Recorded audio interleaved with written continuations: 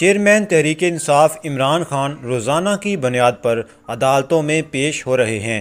عمران خان نے عدالت میں پیشی کے موقع پر صحافیوں سے گفتگو کرتے ہوئے کہا کہ ثابت کروں گا کہ توشہ خانہ سے ایک ایک چیز قانون کے دائرے میں رہ کر لگی۔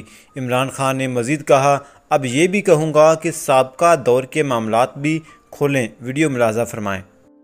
اور یہ جو سارا القادر کا، اور یہ بھی میں بتا دوں کہ اب تک 3.5 سال میں 2 انہوں نے میرے پہ کرپشن کے کیس کیے، ایک ہے توشہ خانہ، وہ میں ثابت کروں گا انشاءاللہ جب وقت یہ جب ہیئرنگ پوری ہوگی کہ میرا ایک ایک چیز میں نے اس قانون کے دائرے میں لے کے کی۔